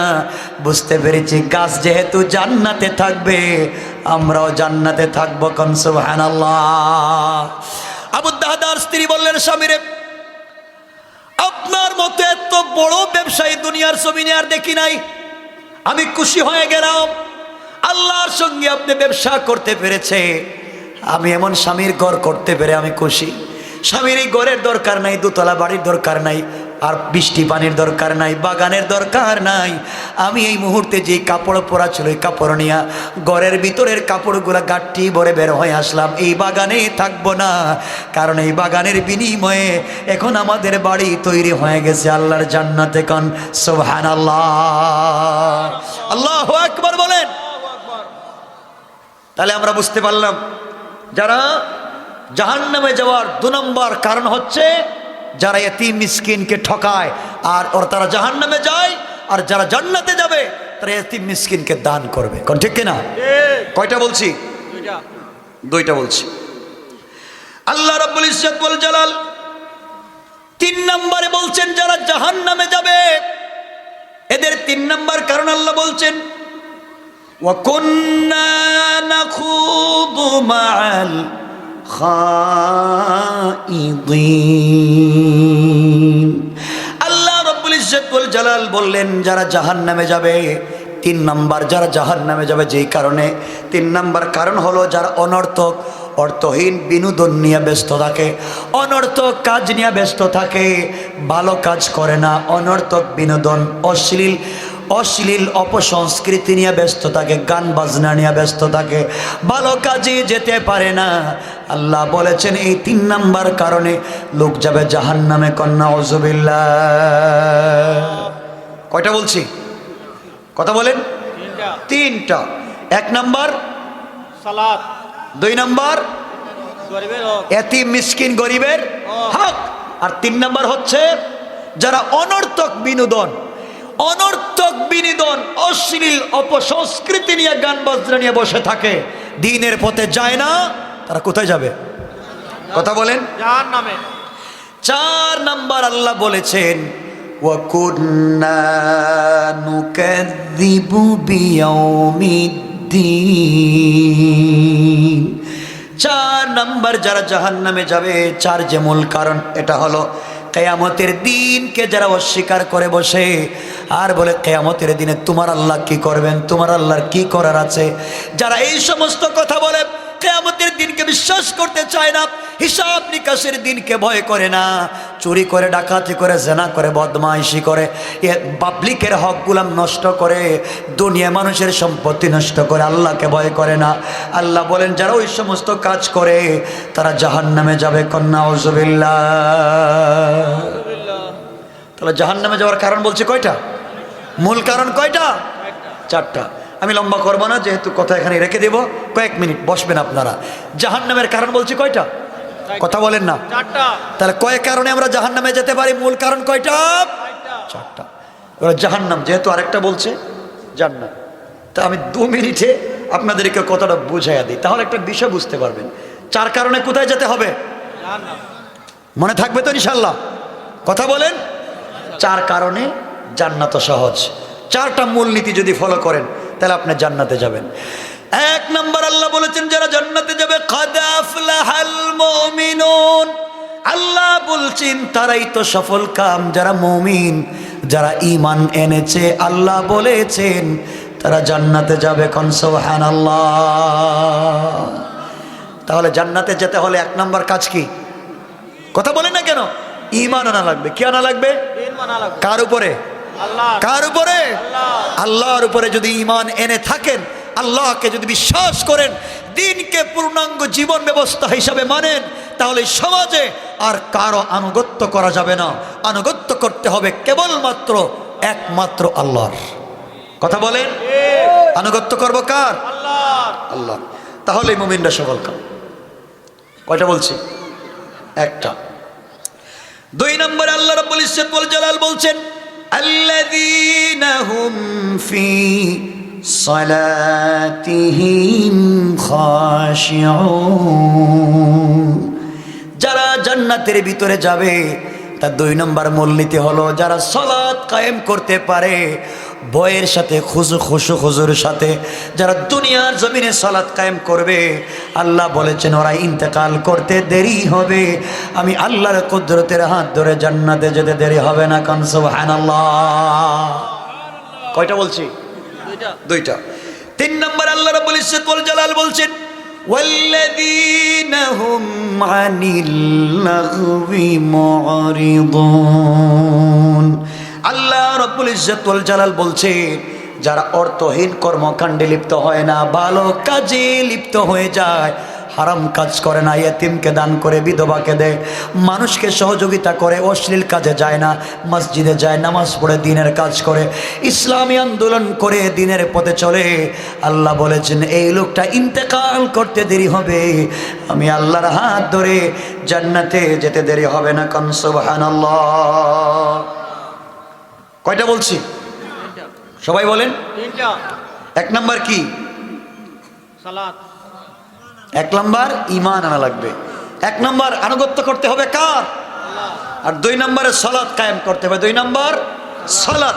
3 নম্বর সকল অনৈতিক কাজ থেকে বেঁচে থাকতে হবে। পারবো তো ইনশাআল্লাহ? 4 নম্বর আল্লাহ বলেছেন ওয়াল্লাযীনা হুম লিয-যাকাতি ফাইলুন, যারা যাকাত দান করে, যাকাত দেয়, আল্লাহ বলেছেন যারা সম্পদের যাকাত দিতে পারে, আল্লাহ বললেন তারা মরতে দেরি হবে, জান্নাতে যেতে দেরি হবে না। কোন সুবহানাল্লাহ। আজকে তো যাকাত ভিত্তিক রাষ্ট্র ব্যবস্থা নাই। আল্লাহ দিয়েছিলেন যাকাত আর শয়তান দিয়েছে সুদ। কথা বলেন না? আল্লাহ সমাজ থেকে সমস্যা দূর করার জন্য দিলেন যাকাত ভিত্তিক অর্থ ব্যবস্থা, আর শয়তান কয় আমি দিলাম সুদ ভিত্তিক অর্থ ব্যবস্থা। যাকাত ধনীর কাছ থেকে নিয়ে গরিবকে দেওয়া হয়, ঠিক বললাম না? যাকাত ধনীর কাছ থেকে নিয়ে গরিবকে দেওয়া হয়, আর সুদ গরিবের কাছ থেকে নিয়ে ধনীকে দেওয়া হয়। যেমন এলাকায় গ্রামীণ ব্যাংক আছে, ওই যে ব্রাক আছে, আশা, কারিতাস, এগুলো আছে, আপনারা দিবে না, ওই আপনারা গরিবদের কাছ থেকে টাকা নেয়, টাকা নিয়ে ব্যাংকের মালিকরে দে, কোটিপতিদেরকে দে। তাহলে সুদ হচ্ছে গরিবের পিঠ থেকে নিয়ে ধনীকে দে, আর যাকাত হচ্ছে ধনীর কাছ থেকে নিয়ে গরিবকে দে। কন্যা সুবহানাল্লাহ। এজন্যে আমরা যাকাত ভিত্তিক অর্থ ব্যবস্থা চাই কি চাই না? কয়টা বিষয় বলছি? জান্নাতে যেতে হলে মূলনীতি লাগবে 4টা, জাহান্নাম থেকে বাঁচতে হলে মূলনীতি লাগবে 4টা। আল্লাহ এই 4 4 8টা বিষয়ের উপর আমল করার তৌফিক দিক। আমিন। সবাই আওয়াজ করে বলেন আমিন, আরো জোরে বলেন আমিন। বিষয় বলছে কয়টা? সর্বমোট কয়টা? জাহান্নাম থেকে জাহান্নামে যাওয়ার মূলনীতি কয়টা? 4টা। জান্নাতে যাওয়ার মূলনীতি 4টা। আল্লাহ আমাদের কবুল করুক। সবাই পড়েন আমিন। আমিন।